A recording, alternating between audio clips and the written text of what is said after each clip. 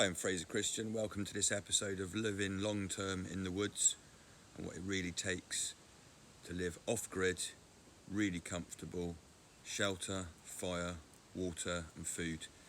So I'm going to take you down into the woods in a minute. We're going to find a really good camp spot.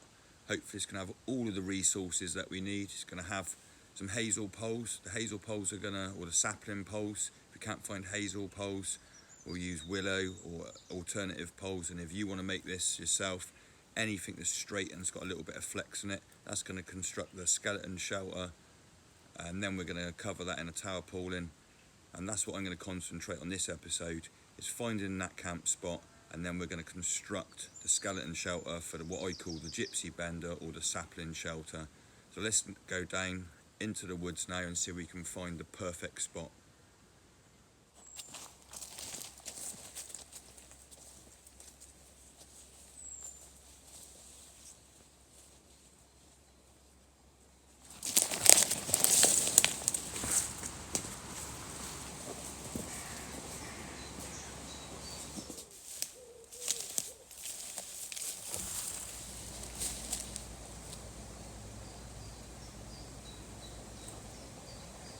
So although this is a lovely clearing, lovely sunny spot, nice to be able to get some sunbathing in here. These ash trees that are above us, and there's some dead branches up amongst there. What they've done, they've come into the clearing, or over the clearing, trying to seek the sunlight, and those ash branches are going to be a consideration, especially when the wind's blowing or after it's been really wet, if there's loads of leaves on the trees. We don't want to be in our shelter at night worrying about branches coming down on top of us. So we're going to continue and try and find a really good spot, hopefully with some water. There's a spring line that I found, so we're going to follow that down, see if the spring line turns into a stream. If not, we're going to dig the gypsy well next to it. Hopefully we're going to find a lovely spot where there's nothing above us. Safety first, always safety first. Like I say, you want to be in that shelter at night, nice and snug and secure. So let's carry on now and see if we can find that perfect spot.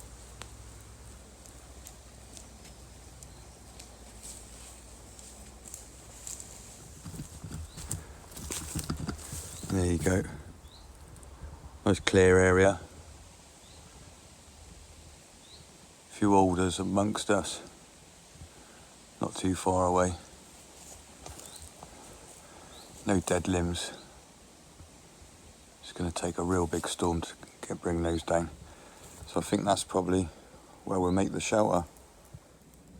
So the first thing we need to do is to clear the ground, make sure there's no trip hazards, get rid of any large logs, put them to one side under a tree. We'll burn those later.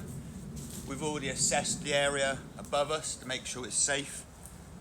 Now all we need to do is gather the resources. Plenty of hazel poles all around us, so it's not going to be too much of a consideration as far as energy to gather those. We're going to need about 24, I'm guessing.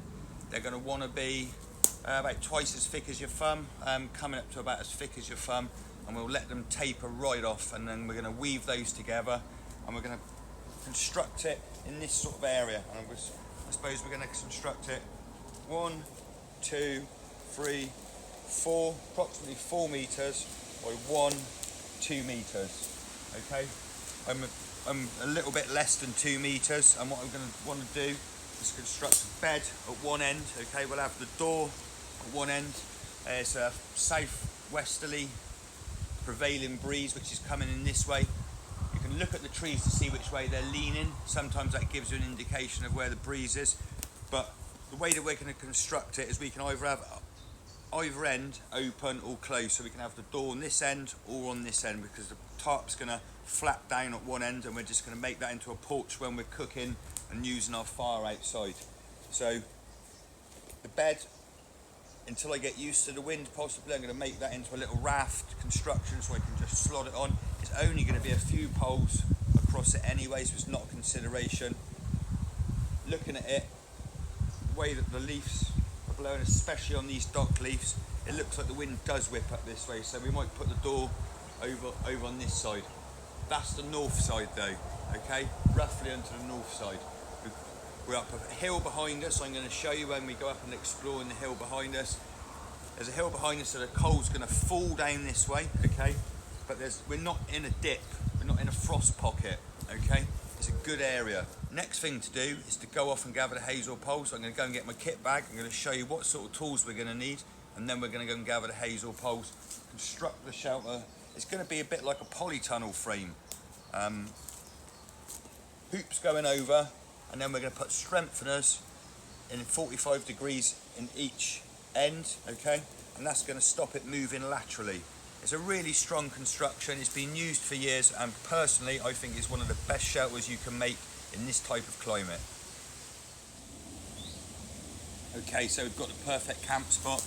Now we need to look at the tools and then go and gather the poles. Not many tools needed for this. Cable ties, work gloves, always protect your hands. Best tools you've got, always try not to get injured. Bushcraft knife, set of secateurs, really good for trimming the hazel poles, really good for cutting the smaller ones. We've got the knife and the saw for cutting any larger ones, but these leave a really neat job, and make sure you leave the trees in really good condition whenever you're cutting trees. Folding saw, twine, and that's it. Right, let's go off. We want about 24, I'm guessing, poles. So we're not going to gather the ones immediately around the camp. We'll leave those for cover and maybe for a later day. And when we're fit and able, we'll range as far as we can and work backwards into the camp gathering resources, just in case we ever get poorly, especially with the medicine and the standing deadwood. Okay, if you're ever ill or you're a little bit weak, okay, and you run out of firewood, at least you know you've got some around the camp, and you've got your medicine plants and some food plants around the camp. So we're going to go off now, pack the kit bag back up, and go and gather the poles.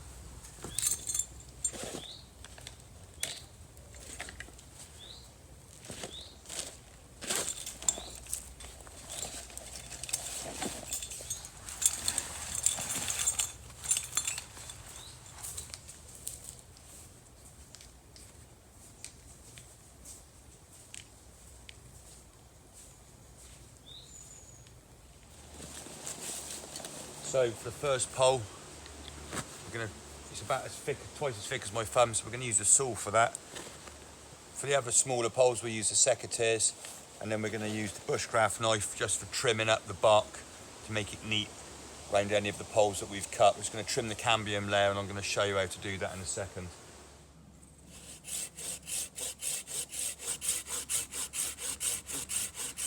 I'm just putting a little bit of pressure this way on the opposite side to the cut, a little tiny bit of pressure on the branch, just so the saw doesn't pinch. And there we go, that's the first pole down. And then, like I say, we'll just trim cambium there, the extra bark off of there, just to stop rain running down the edge of the bark or the scar.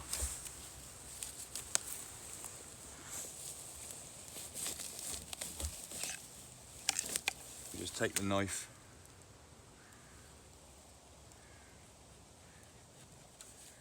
and just trim.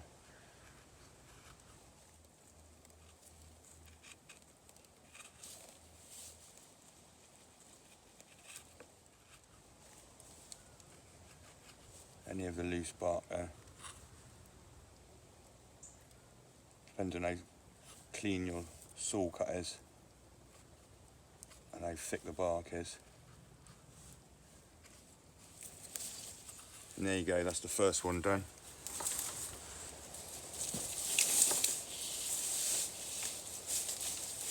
It's in summer at the moment, so it's got leaves on it. Ideally we would have wanted to have taken these when there was no leaves and no sap rising in late winter or early spring before the frost. But anyway, let's crack on. So what we want to do, over with the secateurs, which is nice and neat, just trim off any of these side branches. What we don't want are any sharp spikes or little branches going through and puncturing a hole in our tarp. So we just cut all of the branches off, and if you just cut them with the way that it goes, you can get them nice and neat. Any further detail we want to do there, we can do that with a bushcraft knife back in the camp. And what we'll do is we'll just leave all of the branches that we've cut underneath the base of the tree. That'll help fertilise the tree and continue its health to grow. And you can see already that it's bending in my hand. They're really flexible, these poles. As long as they're, like I say, not more than about twice as thick as your thumb, they will flex. And the first part, anyway, the thicker end of the poles can go into the ground, and that can be a little bit more rigid. It's the actual top curve, or the last flexible bit of the pole that's going to cause the top curve, okay?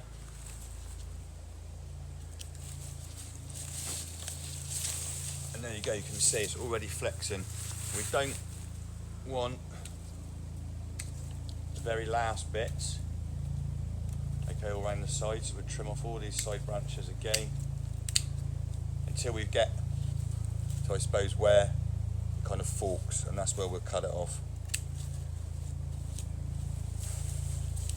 And there we go, our first pole, and this one's a good 10 foot long, and I say it's going to be about 12 of these thicker ones, and then it's going to be about another 12 to cause the ridge and the side poles.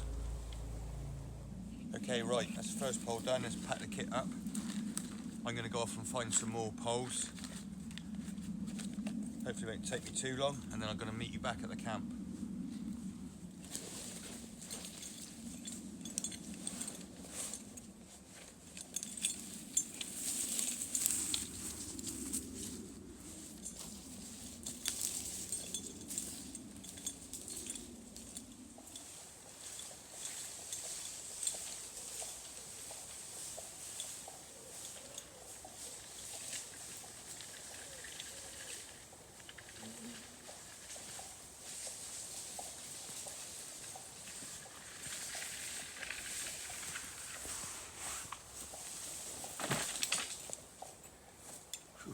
So there's the poles. I've managed to get about a dozen. That was all I could carry. I'm not 21 anymore, and I need to maintain your energy. I don't want to break into a sweat. It's starting to get quite hot now. It's been quite dry for a long time now, so soon the jacket's on there. It's going to have to come off.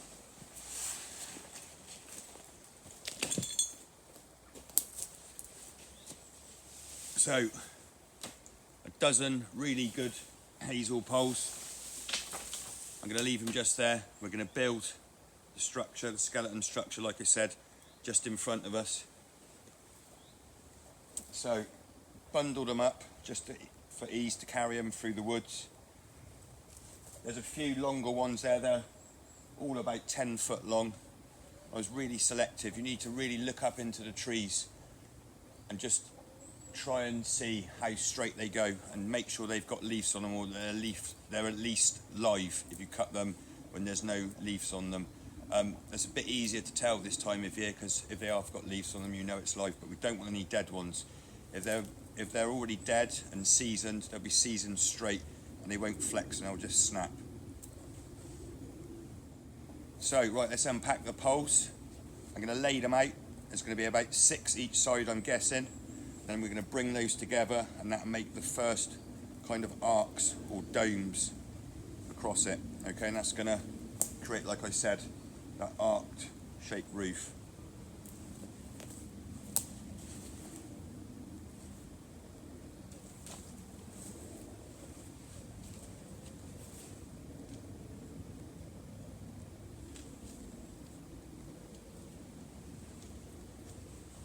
We just tied them up with the string that we took with us, and we'll save that. Right, jacket off.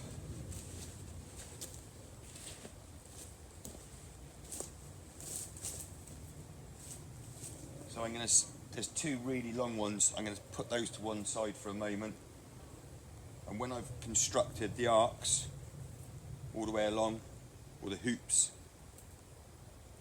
then I'm going to go and get another long one, the size or the length of it, and that's going to cause the ridgepole. You want quite a stout one on the ridgepole. That's going to stop any bearing down on it and keep the arcs nice and solid and straight. So let's get them out. Let's lay them out.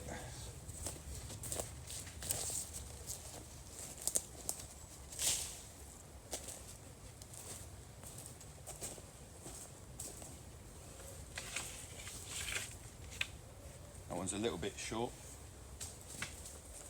And what we'll do, we'll match a short one with a long one. It's a nice long one. That's one of the longest ones. We'll keep that to one side. As is that one there.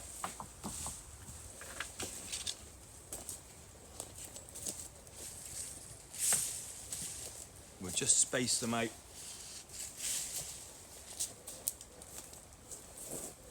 Roughly where they want to go. And then we'll pace them in a minute. I suppose we're going to make them every sort of 3/4 of a metre, I suppose. They're starting to look like. And if the grain's hard, we might not be able to get them straight in. What we'll do is we'll cut a nice stout or straight sort of pole. Possibly I can go and find some ash, some seasoned ash. That might be harder. And we'll use a sort of peg to bang holes into the ground, a sort of sacrificial peg, and we'll go and find a nice log as a mallet in a minute. Or we'll cut a nice end of a stout, a piece of wood again, and use that as the mallet. And we'll make the holes first of all. And when we make the holes, we won't make them upright. What we don't want is to put the poles in the ground and then them to bend in like this. So we'll make the holes sort of not 45 degrees, maybe sort of 35 degrees away from the inside of the shelter. So when we construct the poles, I'll show you in a minute, they'll be leaning out, and that'll give the first kind of metre a good sort of flex, okay, to start coming in to slightly form the curve.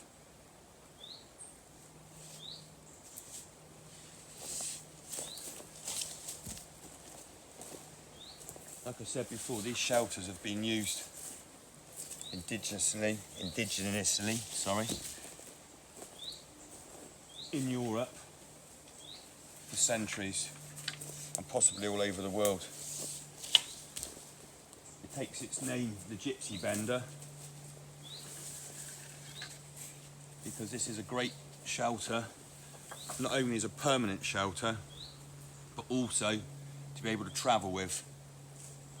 So it could quite easily carry the 12 poles, and we'd be able to make the shelter and then deconstruct it and travel with those poles quite easily. So it's a good travelling shelter, nomadic shelter, as well as what we want is a good, really good, strong, permanent shelter.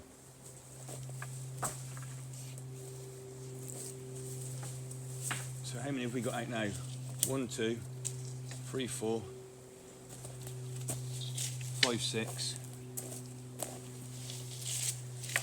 7, 8. I think we want one more. One up there. Let's see if that shorter one will go with that other longer one. So there we go. 2, 4, 6, 8, 10. I actually got 14. I thought I'd got 12, but I got 14. Right, that's great. So now we need to go, we'll find a peg that we're going to bang the holes into. Let's get our saw from the kit bag.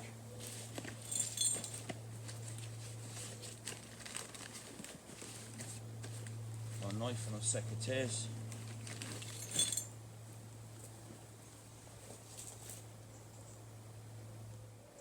Let's go and find a really good stump.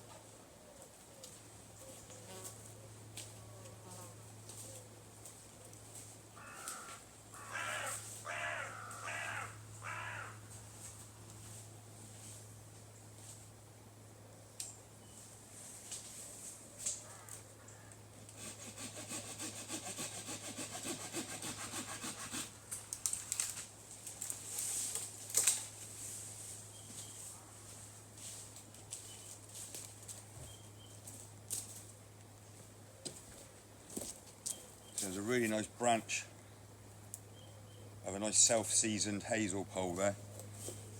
That's going to be a lot harder driven into the ground than a live one would be. So we'll make it, I suppose the poles want to go in, I don't know what's that, good 25 centimetres.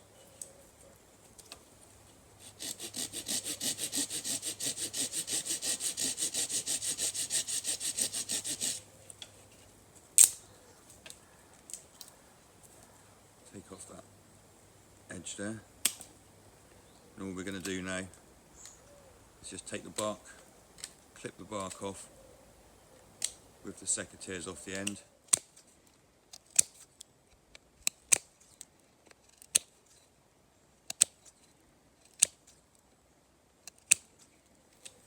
So that doesn't split or fray when it goes into the ground. And on the other end, when we're going to hammer it, we'll just nibble off the edges as well. And again, when we're hammering or malleting, that's going to stop that fraying, hopefully. Right, there's our peg. We just need a mallet.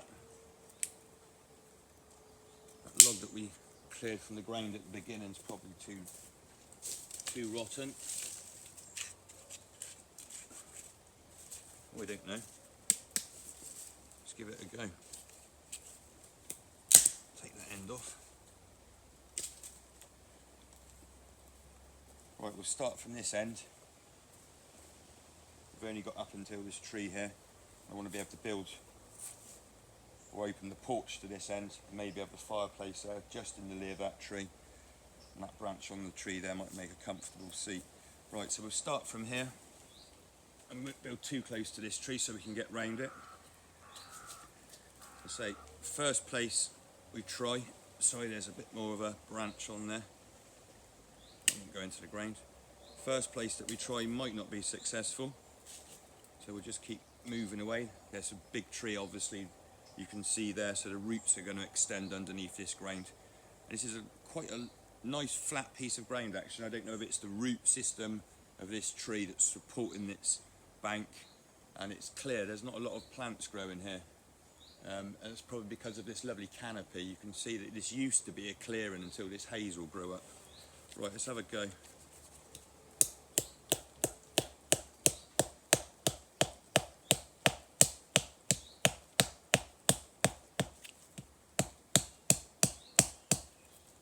It's quite hard to ground there. You can see that if you were trying to just push those poles in, the full poles, that'd be really difficult, and we'd end up splitting them and using a lot of energy. So it's not going in there. It rains really hard at the moment. It hasn't rained for a good few weeks now. This would have probably been a lot easier when the ground was wet. Going in. No, let's try another spot then. Let's try moving a little bit further away. I've still got a good couple of meters there.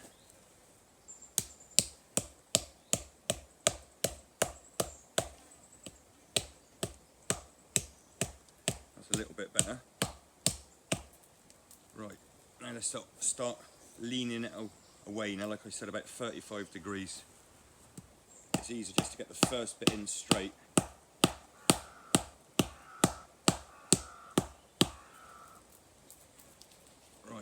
Check it with our thumb. It's gone in about 10-15 centimetres to give it another good go.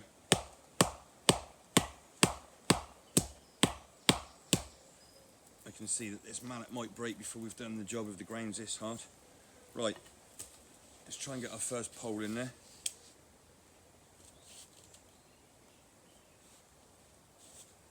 And then just ease it in and let's have a look. You can see that it's not in enough, and when we go to put pressure on it, it's going to come out the ground. So let's go a little bit deeper with the peg.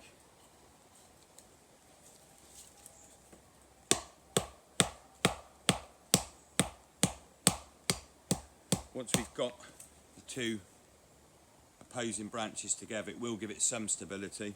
And if I can't get it in the ground that much along here, and it's going to be like this all the way along, then we're going to use some extra strengtheners just to stop any lateral movement, and they're about 45 degrees in any corner or angle you want to put them in.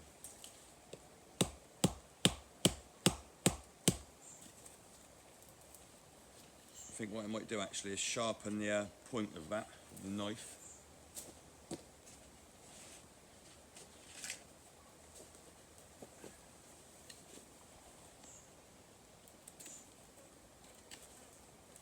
Just to see if that pierces the ground.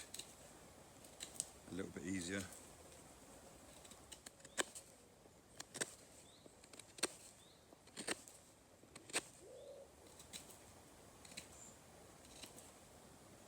I should say the only other thing that was in the kit bag, it's in the top of the kit bag, is the first aid kit.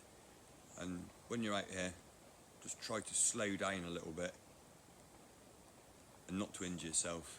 An injury out here, if I injured my hands now, and I know I said earlier about wearing the work gloves, and if it had been a little bit wetter, or some of the branches that I was taking had any thorns or spikes on at all, I would have worn them. And if it was a little bit cold, I would have worn them just to sort of keep my hands warm and agile. But with a knife, you can see that I'm cutting away from my body, okay, and I'm not cutting towards me, okay. An injury in this part, or anywhere there's arteries, could be fatal, okay. And we're out here to try and construct this hut and get living in it, okay. So let's keep safe and keep focused.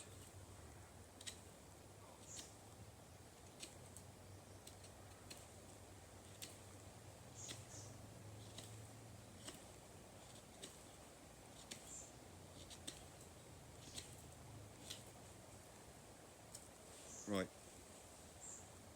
sheaths on the bag, lay that knife down there carefully. Right, let's give it another go. I might need to find, let's say, a stronger mallet in a minute. Yeah, there you go. There you go, that nearly came down and walloped me on the finger, just caught me. So, that was a good lesson.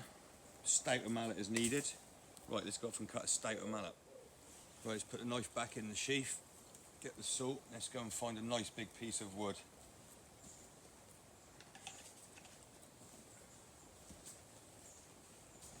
There's a nice branch over there, looks like it's self-seasoned, and I'm not going to mess around now. We're going to get a good solid piece of wood and a nice big mallet to make this job a lot easier.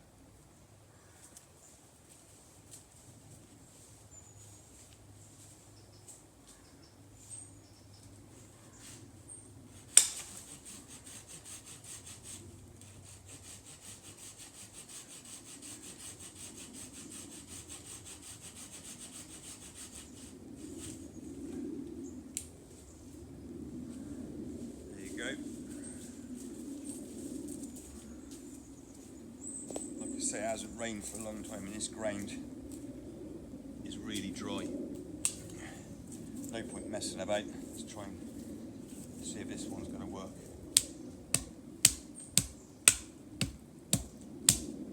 At least if it breaks, it's not going to come down on my hands. There you go.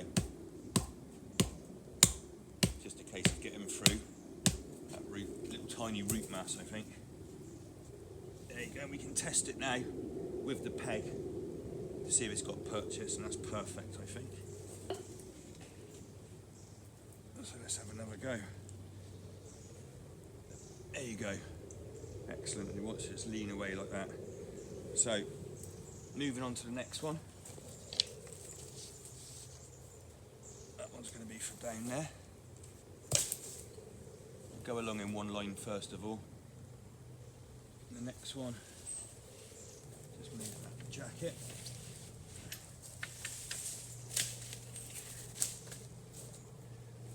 What should we space them at? Let's make a spacer so we can keep them equal. We'll make a spacer, we'll just put a little notch, just a little scar on our new mallet. We'll make them, well actually,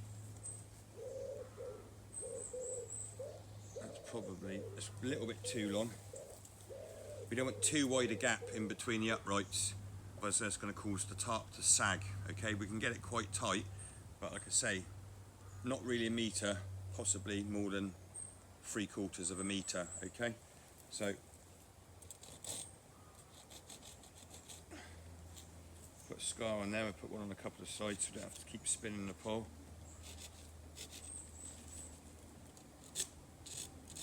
There we go, right.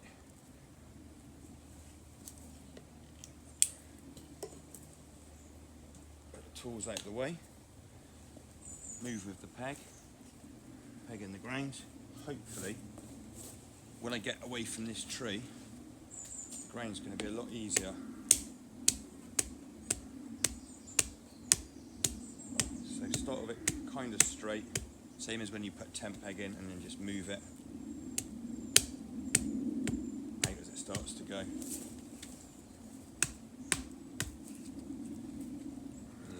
Tiny bit. It's not so solid on the top of this piece of wood where it's been next to the grain. It's a lot sturdier on the handle. I might have to switch round in a minute. Whoops. Let's try getting that in the grain a bit more. It's the only disadvantage of a long mallet is the first part. Let's try a little bit further down the handle. That's a little bit easier. And as it goes in, we'll get further down the mallet. Pulls in more force.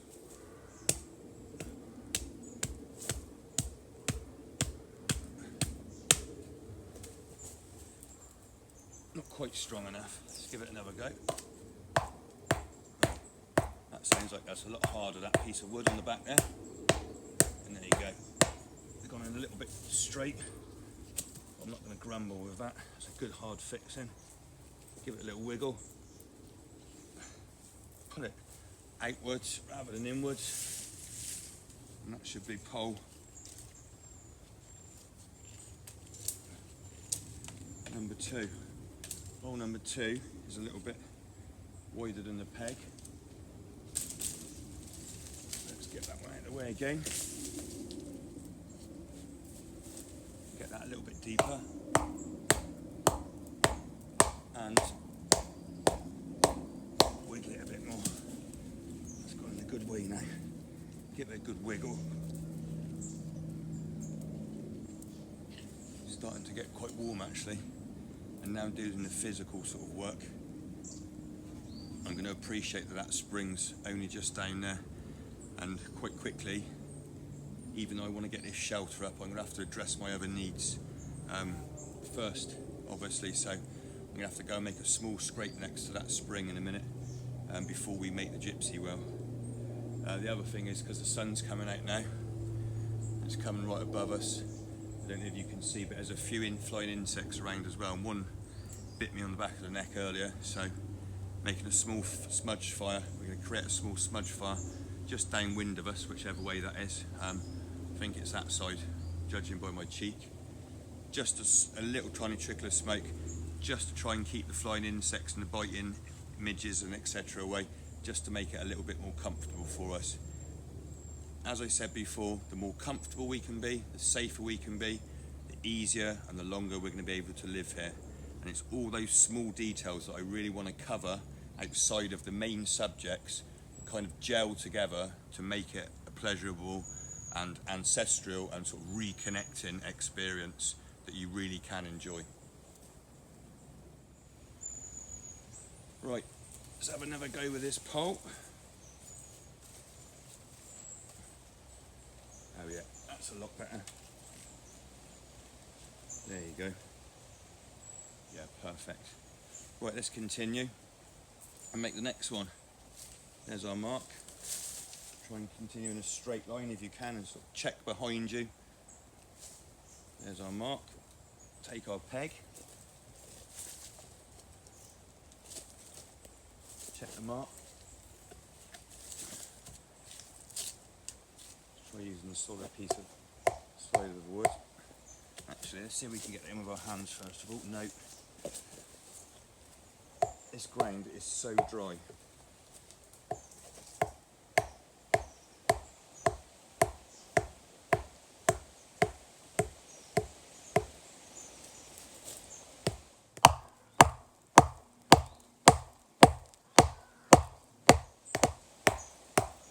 A lot better.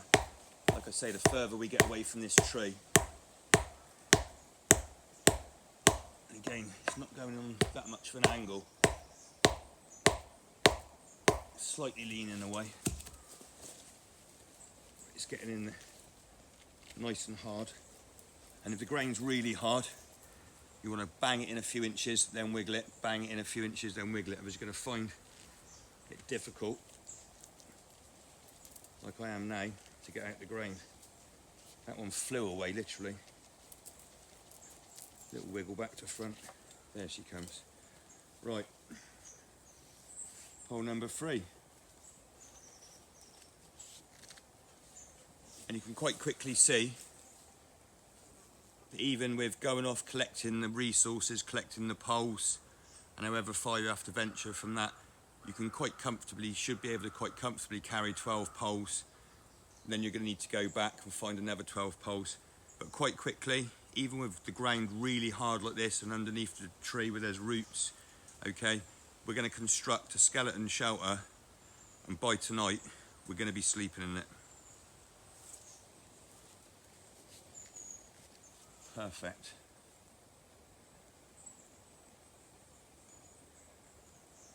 So I'm going to continue and get all of these poles in.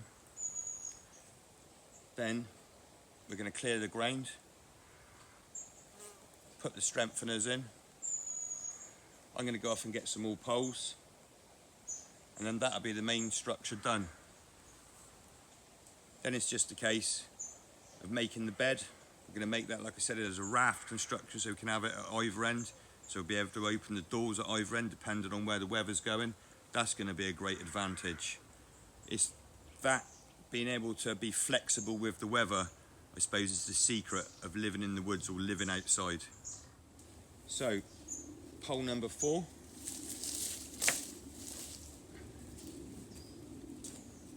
Use our measuring log. Put the peg there. Right, I'll get all of this done. It's only going to take me about another 20 minutes.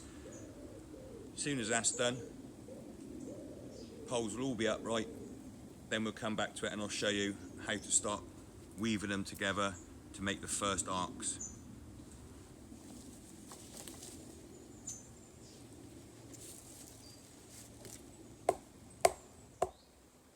So that's all the poles upright now. The mallet stood the test of time, luckily. And you can see 2 here, 2 there, 2 there, 2 there, and 2 there. Okay, so that's 10 in my basic maths. That's got us 1, 2, 3, just over 3. I thought it was going to be about 4 meters long, but the ground where this root system is causing this lovely flat piece of ground tapers off there, and there's a tree there in that corner, and it falls away in this corner, so I can't extend it anymore. And the reason, not only is it flat, it's dry. It's got falls, like we said earlier. The frost won't come down here. But it's also got falls just off of this little tiny plateau, we could call it here. So let's weave them together. So we need the cable ties now. Let's get them out of the bag. Just hang the coat up actually. There I do.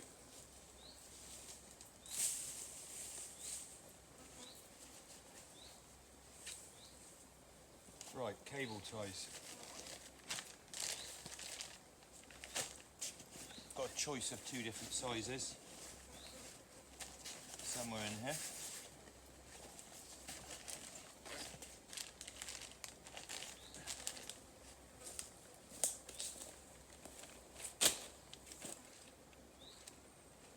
If your poles are long enough, they should weave together and support themselves to allow you time and both your hands free to apply the cable ties.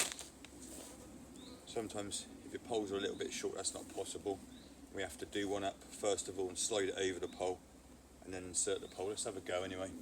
So the first 2 poles, let's bring them together, stand as much as you can in the middle.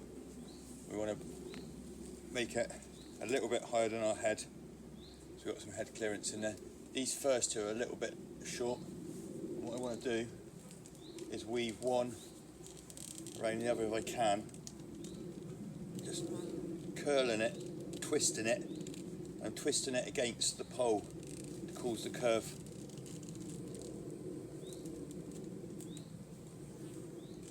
I don't think if I go over that with my hand, that's gonna, yeah, it's not gonna catch. Let's give it another go. It's like taking a few more curls round. You've got to be careful if you snap the pole. just got to work with the flex of the pole. Again, I think that's going to come undone. So first of all, try and get a cable tie around that one-handed without undoing the pole. Should be possible. Really clever things, these cable ties. Again, they exist. I'm going to use them. I'm living in the modern world.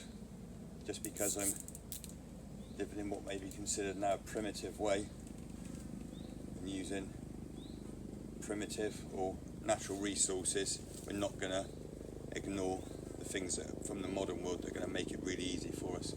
So now we need to take one up at this end here, stop that end coming undone.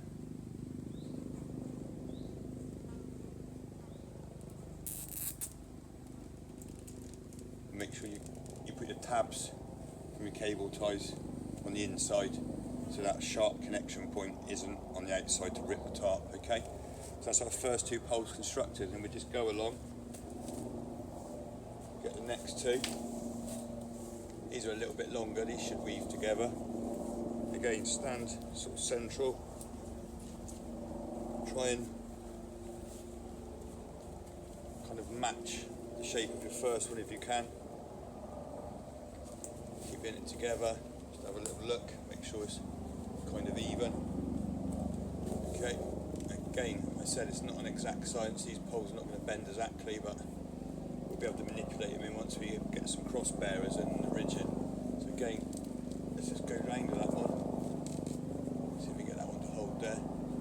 And it's a good idea, besides the gloves, I always wear glasses, not just to protect me from the sun, especially when I'm filming, because the sun's often, if the sun's out behind the camera and I'm blinded, but whipping of poles, walking through branches, twigs catching your eyes, again, besides your hands, without my eyes, we can't work doing this.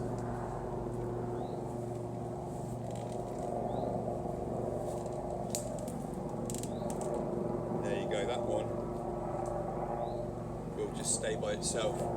If you didn't have any cable ties and you didn't have any string, and you were only using primitive methods, that's one way you could do it. Again, you could make cordage, strap the ends to stop it coming off. But once that's seasoned, okay, and dried, that's going to be, like I say, as hard as iron, and that's going to be stay in that exact shape as long as it's dry. We're going to cover it with a tarp, so it's not going to be a problem. So on to the third pole. It's getting easy now, we've got a bit of a shape to consider. These two, a little bit harder though, every pole's different. These two are a little bit thicker than the other one, so again, let's see if we can get them down. We're going to have to really go gently with these ones. Luckily there's a nice branch end for that to stay on. Again, just consider the sides, make sure it's a little bit even. We haven't done that one up there yet, so looks like that one wants to come in a little bit. Height wise, that's okay. Again, let's bend these branches down, kind of anviling them against the other branch. Branch I'm twisting, as I twist it in to get the curve, I anvil it against the other branch, okay?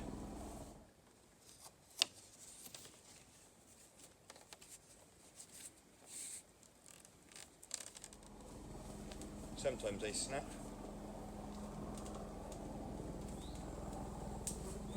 There you go, you can just hear that one creak. Again, watch your eyes. That one doesn't want to stay down there. If we're quick, should be able to get a cable tie on there, no trouble.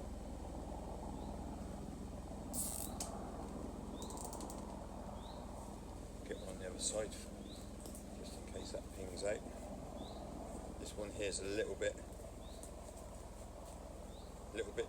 shorter than the others. I'm going to have to move this one back out in a minute. See if we can get that branch all the way down on there. Oh, it's just starting to snap there. That was lucky.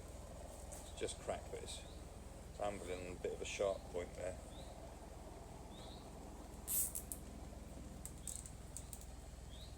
Okay, the hardest thing with this type of shelter is just the energy to go and gather the poles and selecting the poles and finding the perfect camp spot. Sometimes you're never going to be able to find the perfect camp spot, and then you'd have to improvise. If this was a bit more of a slope, we'd have to get the folding shovel out that we're going to dig the gypsy well and loads of other stuff with. I mean, the folding shovel's in my mind invaluable, but we'd have to dig this slope out. We'd have to make it a lot more gentle. We don't want to be sleeping on the slope, although we could have our bed level, even if we were on the slope, I suppose. That'd be one sort of advantage of having the bed, the raft bed. But I'm hoping to have a bed at one end. Bed's going to be, well, at that end there. I can even have a double bed and still have as much floor space, okay? And eventually, if the door's going to go here, when we winterise it, the wood burner's going to go in this corner here. I'm going to put a door in here, a proper door where we'd probably make out of pallet or scrap wood. So, let's get on and get the rest of the poles done. Got a really long one here, it's caught up in the canopy of the trees. And again, we've got a long one and a short one, so this one's going to take a lot of energy to get over, hopefully. Right, snap in. Let's just find a point where they join. Such a small end on that one, but hopefully that'll go into there. That'll allow me now to work back on this point. And now the small thin end of the shorter one doesn't really matter because it's supported by the large end. Again, check for height. It's about right. That one there, a little bit lower than the rest again. Let's try and get this one a bit smaller. Okay, what I'm going to do is I'm going to heighten that one there, but that's pretty good, I'm happy with that.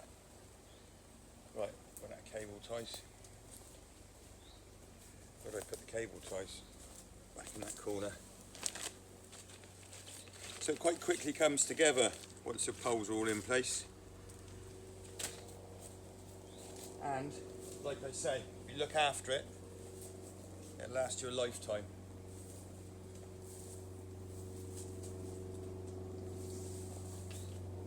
Let's see if we can get these final poles back in. Back there.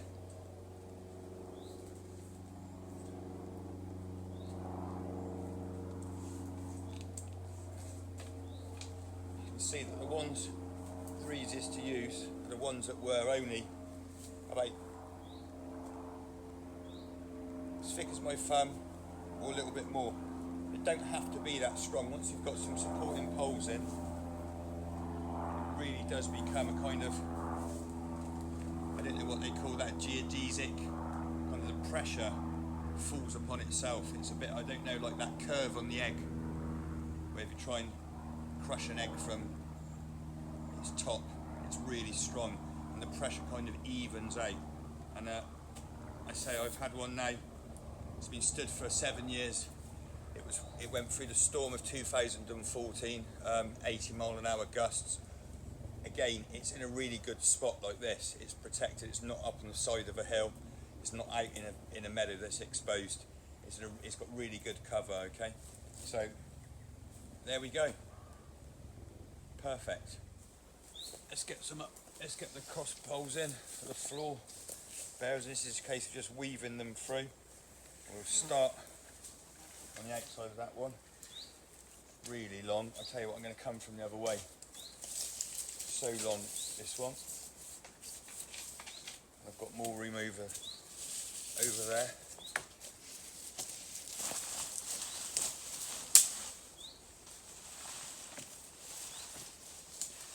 We're going to keep it not right onto the floor.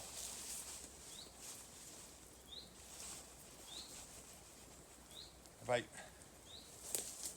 knee height for the first one, I suppose. So it's on the inside of this one, the outside of this one. It wants to be on the inside of this one, on the outside of this one, and on the inside of this one. Depending on how your poles are and how straight this one is. And that one curves that way. If I could curve it over that way, I might be able to get it to hold. No. Right. So cable tie this one in this end. And we'll take it right just for a couple of inches off the end, and we'll just cross lash that with a cable tie. The small ones are going to be no good for that one. It's a little bit thick, that pole. So we'll use some of the bigger cable ties.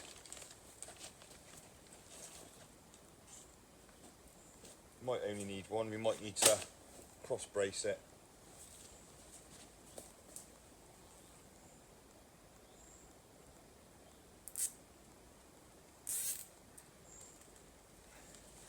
Knee height, that'll stop that going down there. Beautiful. Same on the other end, and then we'll do it on all the other poles as well.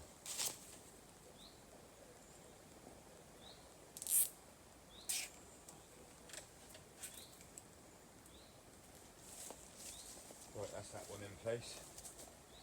You might need to do it on the other poles depending on the next pole that we put in, depending on how well it pinches it.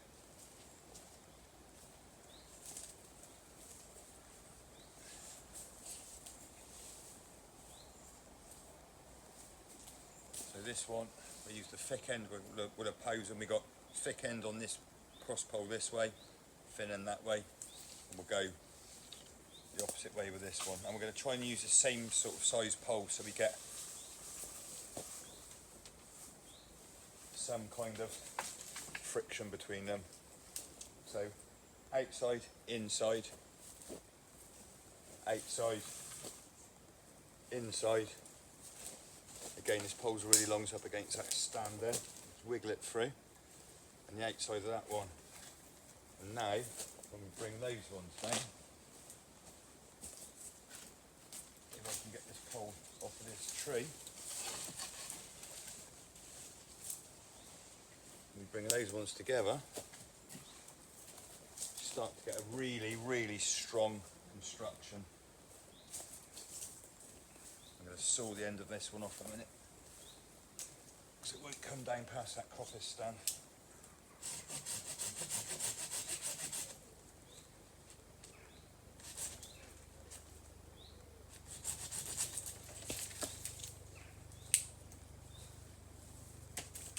Right, hopefully, I'll just wiggle it down, because if this cross bearer is thicker than this pole, what we don't want it doing as we're pressing down is breaking this pole, okay, or any of them. So wiggle it down. You may find you have the odd knot like you've got here to get over, and you can hear the friction on that now, but hopefully you can. There we go, that's snapped in place, and there we go, that's our perfect one. Length of my knee. Chop that end off.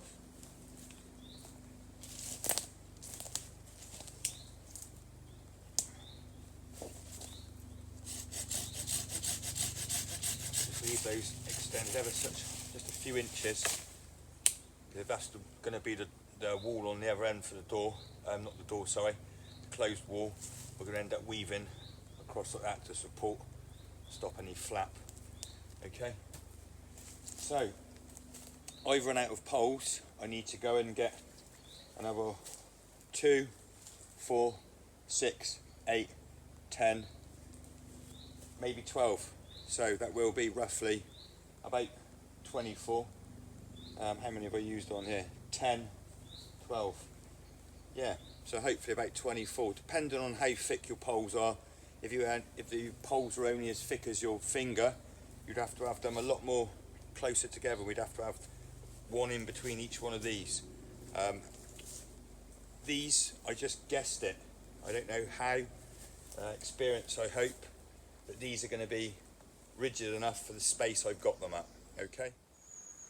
Right, we need to get the last 12 poles. Finish their uprights, horizontals. And I say we'll have those. We'll have one there, one on each side. Then there'll be about one there. Okay. And then probably just a ridge pole in the middle.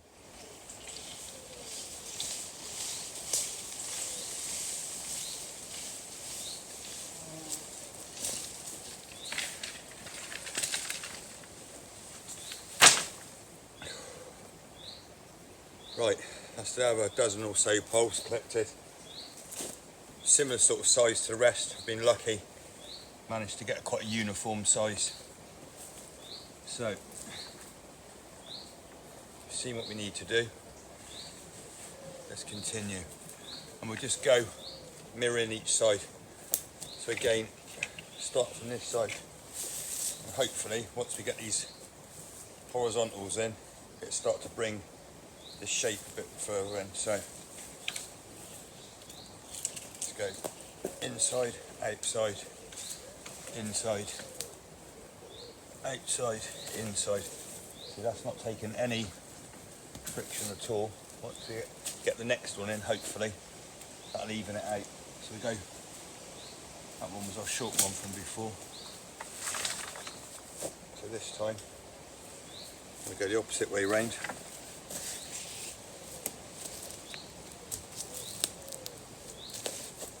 I think one of the nicest things about this shelter is, besides cutting 24 poles, you're not here sawing logs and collecting what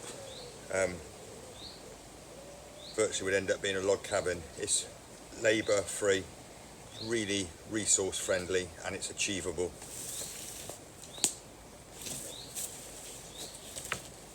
Outside. Now you see, once we get this second one, it starts to bring it in. You have to jiggle that along a little bit. It's that first pole that I used. It's not quite as stiff as the other one. And once we bring it up in place, once we cable tie that, that'll be nice and secure. Right, let's cable tie those two. Knee height. We'll just go around both of them and around the pole. Oops. Again, tabs on the inside.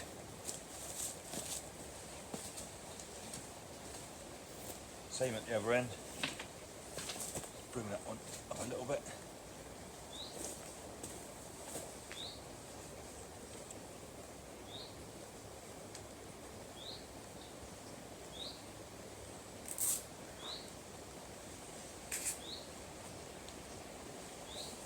Again, anywhere where it's a bit slack, we can bring those together.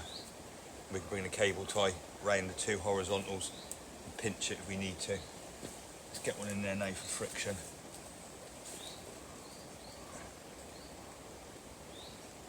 So that's those two. We want one about this height, this is where the main sort of where the curve starts to meet the upright or the vertical. Again, let's go through inside, outside, inside, outside. This has got a bit more friction. And inside. Pull that one up. There's frictions on this one, so we'll ease it off this one.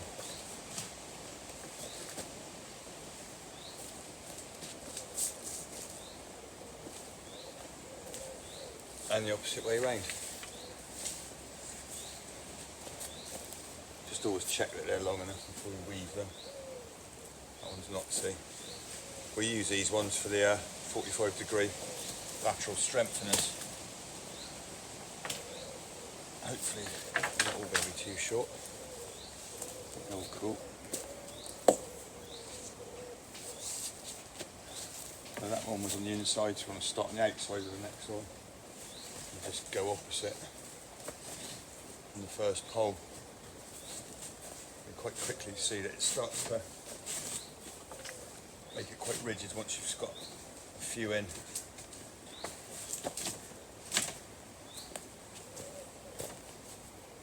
There's really not much need for any support, and again, if you were travelling with this, you wouldn't want to tie it up with all these cable ties, just a few loose binds on the end, or a few tight loose knots that you could undo, they'd be good enough.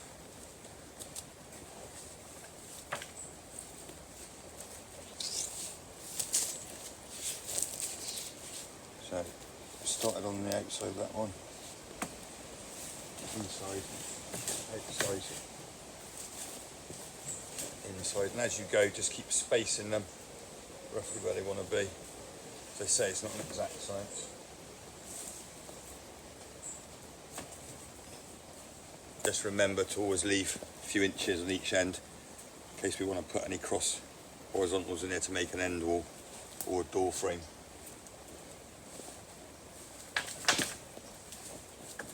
So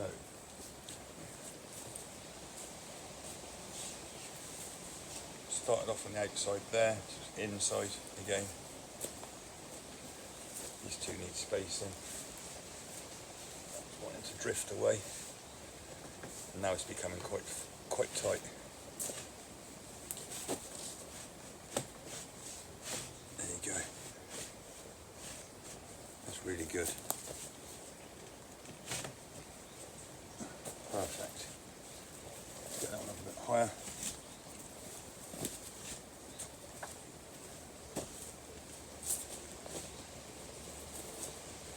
That one come that way a bit. Perfect. Right.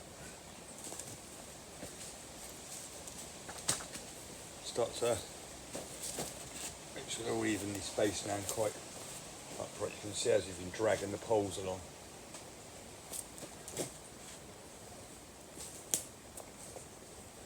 There you go. That's really good. Just get some cable ties on the ends of those.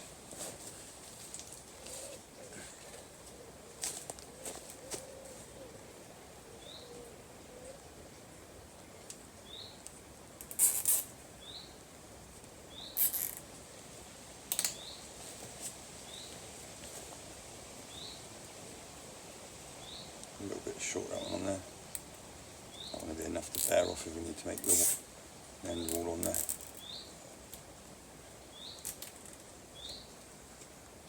Tab in. And again, you can go through it, secure all the other ones if you need to. So now we need to do the ridge, so just give it some stability. I mean, even just with these poles, they're only as thick as my little finger. That one. Once they get up to as thick as your finger, you've got real strength on them now.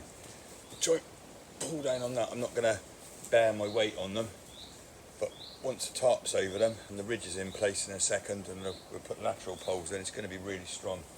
So check that it's all that way. That one wants to come that way a little bit. Cable ties on those ends. This is the exciting bit. This is when it almost comes together and all of your hard work and your planning starts to take shape. And there really is something rewarding about being able to build and sleep in your own house in a day.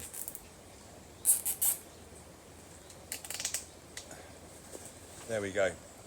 So although it's got strength this way, okay, it's not got any strength laterally that way, not a lot that way, okay. So let's do something about that now. Make sure I've got all the cable ties on, have I? Yep. So the shorter ones now, you can start to bring them inside of this one. Sorry, I'm going to have to go that side of that one. Underneath that one.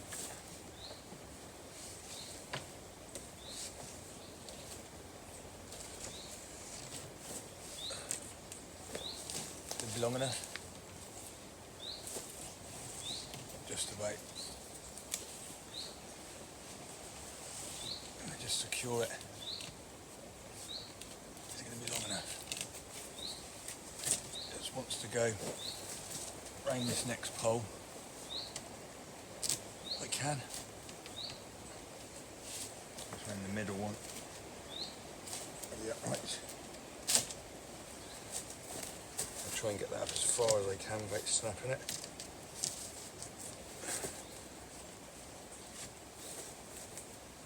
There we go. I reckon I'll be able to push that. So the cable tie in there, there's a gap in there. If you've got gaps, just use them.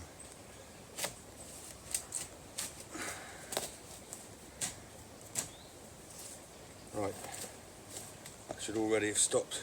There you go. Just with one pole, it stopped it rocking that way quite a lot. Get another one in the other end.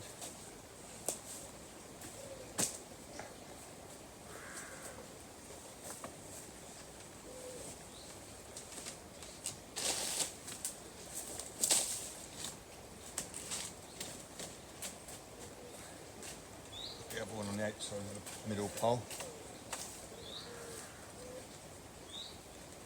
It's getting, there's lots of friction in it now. It gets quite tough to move those poles. You can see that once this is seasoned, it's not going to go anywhere. I'll get that one up to there. Take a little bit off this one. Going to bend up there. Beautiful.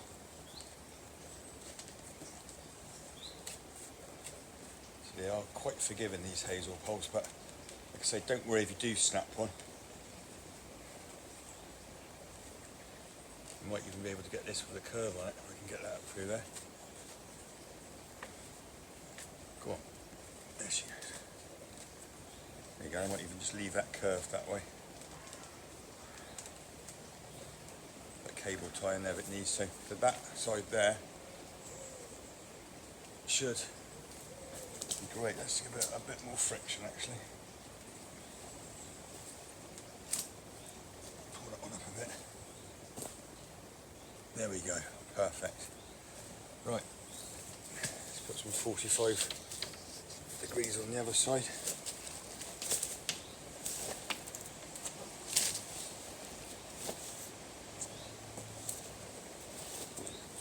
Inside on that one.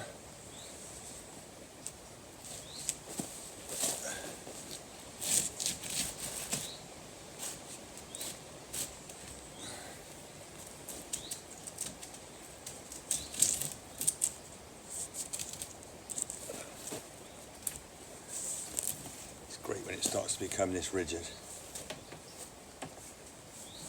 Again, if I've got a long end like that, it's long and whippy. No reason I shouldn't be able to get that into that strength there, as soon as that top piece there was one of the weakest. There you go.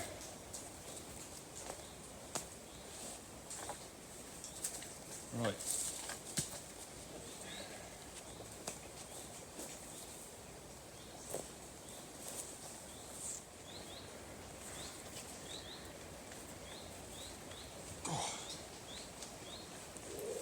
Fingers between the poles.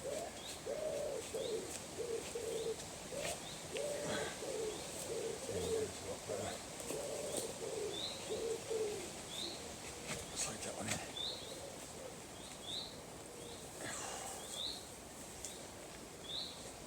That one.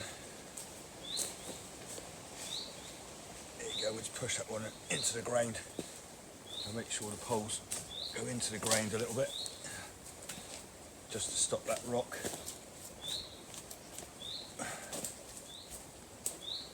Okay, are we looking? There we go.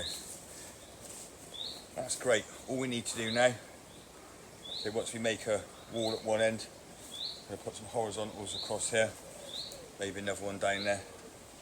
That gives us a door, a wall at one end, and we can even make a door with some horizontals, a few verticals on the bottom, crossbar on the bottom, and once you start to bring any bars in across the bottom there, or if you need, like I say before, if the ground was dry, the other way you can do it is we can put small triangles down to there, those small sticks. There's one there. Down into there. Okay, and we secure those, and that stops it moving. That was if we couldn't get the pegs in, or the pole side with the peg, but we achieved that. Next is the ridge. That one's came out, so we want to cable tie that one back in. And for the ridge, we're going to use a really stout one or 2 small ones, okay?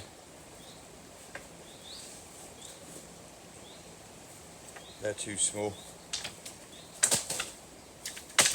So what I'm going to need to do, up in that stand up there, there's a really good long straight pole, so I'm just going to go off and quickly saw that down, and then we're just going to cable tie that up onto the ridge.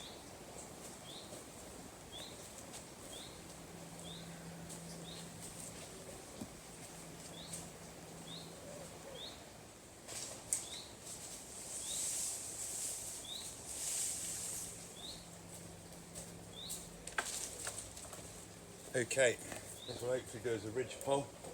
I guessed that right. Yeah, perfect. It's a lot thicker than all the rest of them. I don't need this one to bend. It's just going to be secured, let's say, on the outside of the ridge, or possibly on the inside of the ridge actually. We've got such a good curve up there. There's no sharp branches. That give it a lovely even curve. It's a lot easier to put on the outside, only if you're holding it yourself, but with the cable ties again. And so depending on what sort of top you've got, depending on if it sags, you can always add more poles into the mix to support it. But I'm going to use a heavy rubberized top. It's not that lightweight to carry, but I've only got to carry it up here once. It's going to keep off all the weathers. It's going to be adequate, just that one layer up until winter. And then I've got a bit of a curve on this actually. Oh, that won't matter, we'll try and pull that up. Let's try it, we'll just put the cable tie loose on this side of it. And then when winter comes, we're going to insulate it on the inside. And maybe even have a double skin on there. Right, let's see if we can get this ridge up straight.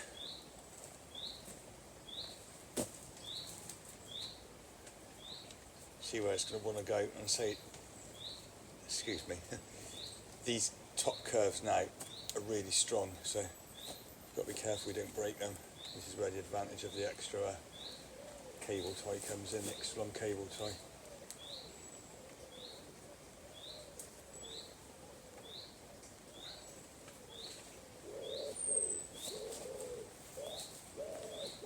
That'd be why. I expect you could all see that happening, could you? Right, let's give that one a bit more of a fix then. Spin that round if we need to. Go for the middle one first. Oh, there you go. It's a lot easier.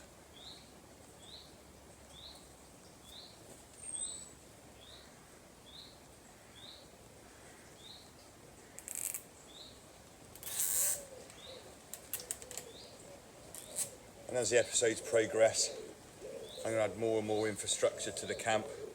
Like I say, in the next episode I'm going to show you to make the bed, and then we're going to do the gypsy well, collect some firewood, show you how to store some firewood, how to process the firewood, what's really good wood for cooking, what's really good wood for keeping warm by the fire, and then the food, and then that'll be shelter, fire, water and food. And within inside of most of those, I suppose, concise subjects, there's going to be lots of information, hopefully, and hopefully you've gained lots of information from watching this one. It's information that that was really hard, really gathered from living the life that I teach, I suppose. I thought I knew quite a lot the first year that I lived out there. I thought I'd learnt quite a lot the second year that I lived there.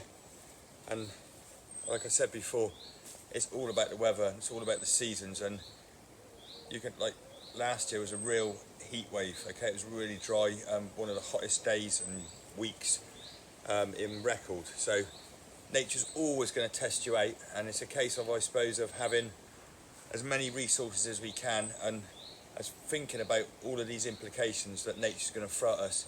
And like I said before, that's going to help us stay longer, safer, happier, and be really peaceful living here in the woods. So, one more cable tie.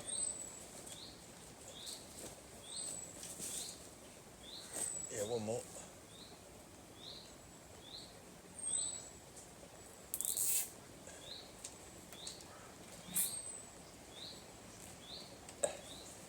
There you go, besides the odd neatening off, and again, any that are loose in places, just crimp them together with some cable ties.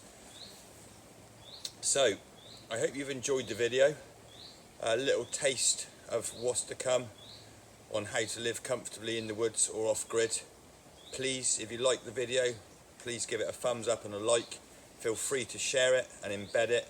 If you think the information is useful with others, please subscribe to the channel, and hopefully I can continue to make loads more of these videos. There's going to be lots of other stuff on the channel as well, some how-to videos, some shorter videos on focusing on just key points. But this episode and this series is hopefully a really concise breakdown of, like I say, what it takes to live comfortably in the woods outside.